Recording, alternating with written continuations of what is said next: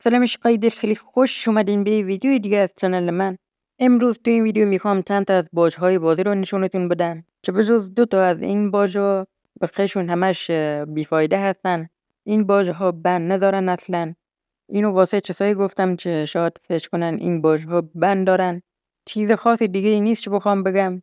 پس بدون معطلی بزنیم سراغ ویدیو. Let's go. باج شماره 1. خب عشقا اینجا رو دیگه خودتون میدونین کجاست، فقط من توضیح میدم که باج چجوریه و چجوری باید بزنیدش. واسه زدن این باج به این کاراکتره نیاز داری که اسمش فکر کنم سانتینو هست. میایین روی این توپه، بعد روی قدرت کاراکتره میزنید و به محض این که روی قدرت زدین دوباره روی پاورش میزنید که به اونی که فرستاد جلو تبدیل بشین و از اینجا برین بیرون. و همینطور که میبینید ما الان یه حقه زدیم و از اونجا اومدیم بیرون. الان اگه نقشه بازی رو نگاه کنیم این الان فکر میکنیم ما هنوز اون تویم. این علامت نارنجی که زیر پاش هست رو اگه بیاین روی این زمین و کم کم برین جلو، این دایره برعکس کاراکتر رو به بالا میره و دایره کم کم بازتر و بازتر میشه. این بود از باج شماره 1. بریم سراغ باج بعدی. باج شماره 2.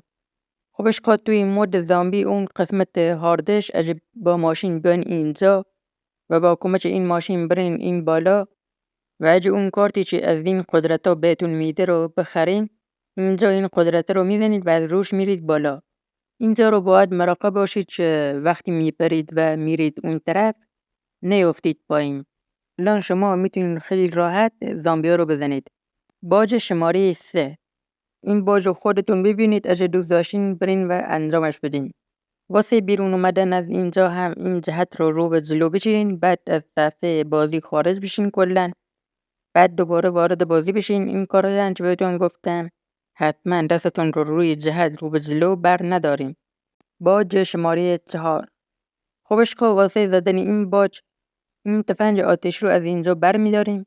بعد که خواستین وارد مپ بشین همزمان دشمه تیر رو نگه دارید و یه همچین باجی میشه.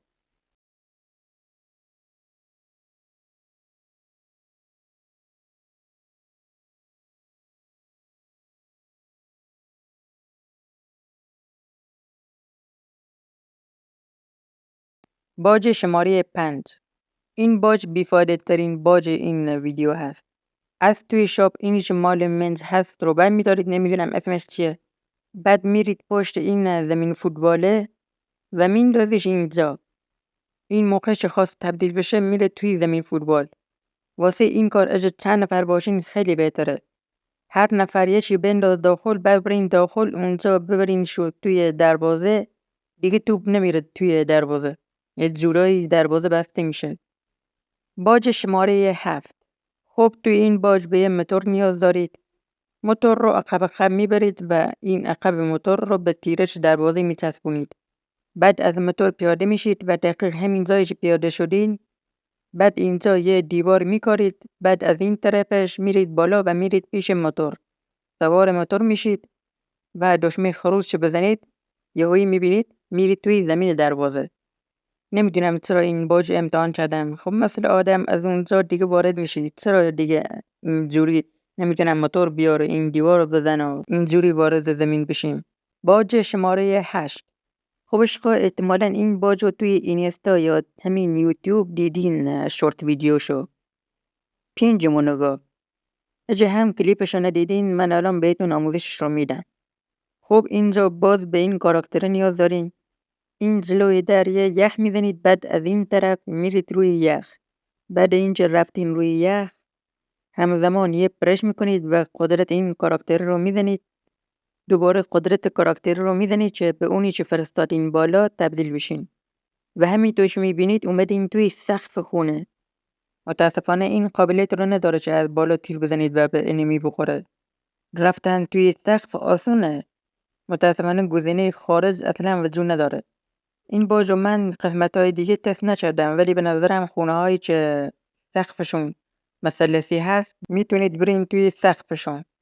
یک باج دیگه هم هست توی همین خونه، این قسمت پایین که تخت هست میتونید برید روی تخت و همزمان که پرش میکنید قدرت رو هم بزنید که قدرت کاراکتر میره طبقه بالای این خونه.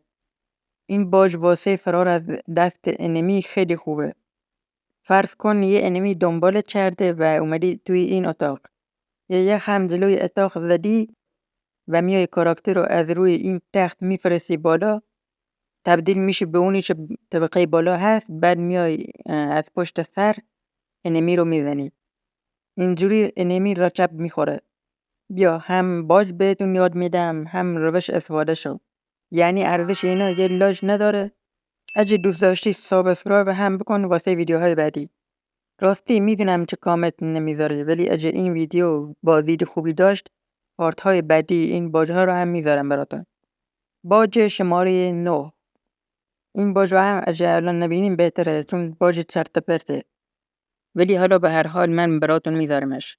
توی این باج این کاراکتر قدرت آفکن رو برمیداری و میری لون وولف. راند آخر رو میذاری طرف مقابل بزنه، ولی قبل اینکه بزنه شما یه جا وایستید و این دشمتی رو بچرخونید. موقعی که شما رو زد این قدرت کاراکتر رو میزنید، دستتون رو روش نجا میدارید و میچرخونید. اینجوری این باجه زده میشه. دیگه نمیدونم به درد خورده باشه یا نخورده باشه. البته میدونم چه به درد نمیخوره. خب اشقا این بود از این ویدیو. خیلی ممنون که ویدیو رو تا اینجا نگاه کردین. تا ویدیو بعدی مراقب خودتون باشین. فعلا بای بای.